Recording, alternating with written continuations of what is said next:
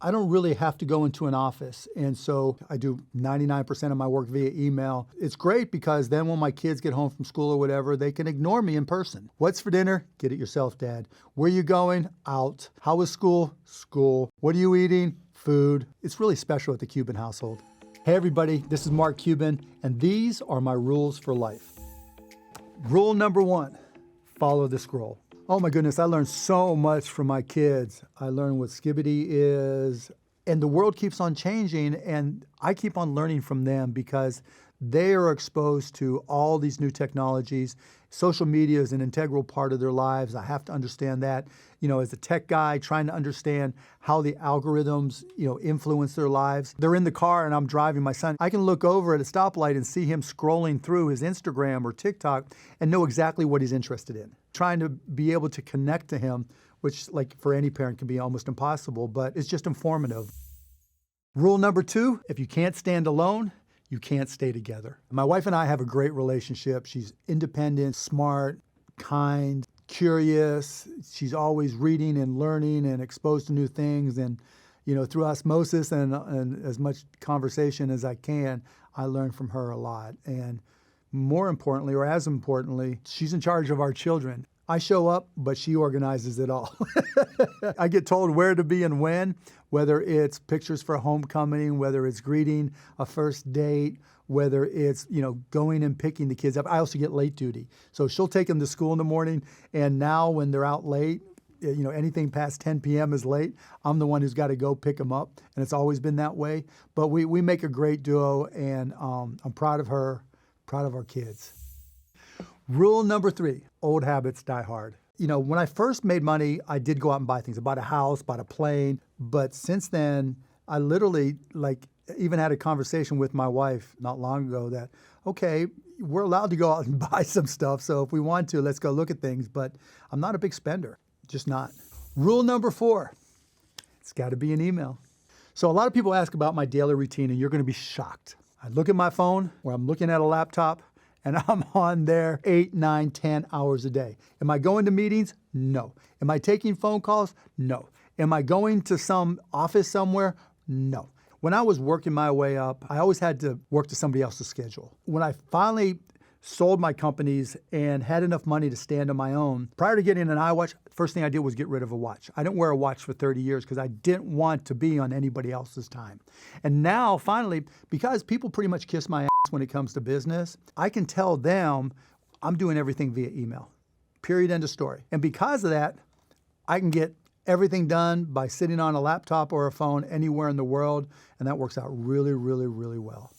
Rule number 5, when it comes to food, if you like one thing and you like another thing, and then you combine them, it will be, by definition, the best thing you've ever tasted. If you have never taken a French fry and dipped it in your milkshake, you have never experienced life. You are missing out. If you haven't taken mayonnaise and put it on a cracker by itself, I'm getting hungry just thinking about it. If you haven't taken ice cream and put anything on it, there is nothing in the entire world, I don't care what it is, that doesn't go with ice cream. You can thank me later. Number 6, life is half random. How I got to be a billionaire. I was born at the right time so that when the internet technology really took off and we were able to start AudioNet, which turned into broadcast.com, which turned into the first streaming company, which went public, and I could turn around and sell for $5.7 billion in stock, that was luck. Being able to do all the work and learn how all the technology worked, that was work. The other half, though, I had no control over when the internet stock market was going to go up or when it was going to go down and the bubble would burst. Life is half random. It's what you do with the half you can control that really sets the tone for your entire life. Rule number 7, it doesn't matter how many times you fail, you only have to be right once, then everybody can call you an overnight success. I've had a lot of success in my life, and I've had failures. And you'll laugh at the failures. I've been fired from more jobs than you've probably had. I started a powdered milk company. Yeah, you never heard of it. It sucked. I thought, hey, it's powdered milk. It's cheaper than regular milk. So what if it doesn't taste quite as good? Yeah, people like milk that tastes good. It doesn't matter how many times I failed. I only had to be right one time. Rule number 8, how you do anything is how you do everything. The reason that's important is we all have opportunities to cut corners. We can, if you're working out, you can do that 10th rep or you can stop at 8. If I drop something in the kitchen, I'm not thinking somebody will clean up behind me. I literally, in my mind, I'm thinking, you got to pick that up because how you do anything is how you do everything. Rule number 9, ask yourself, why not me? Why can't I be the one who changes the world? Why can't I be the one that breaks out and makes something happen? When you come to that point where you have to make decisions and you're not sure and you don't know the next step, just ask yourself, just like I did, why not me? Why can't I be the one? I do this thing when I go to kids' school. I'll talk to them about entrepreneurship and setting goals and this and that. And I'll tell them, I say, look around.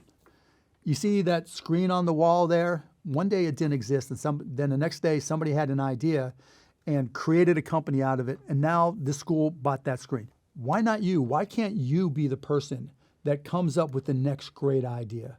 Why can't you be the one that starts a company that turns into the next Google or Apple or Nike or whatever it may be? Always be able to ask yourself, why not me? Why can't I be the one who changes the world? Rule number 10. Everybody's got the will to win, but it's only those with the will to prepare that do win.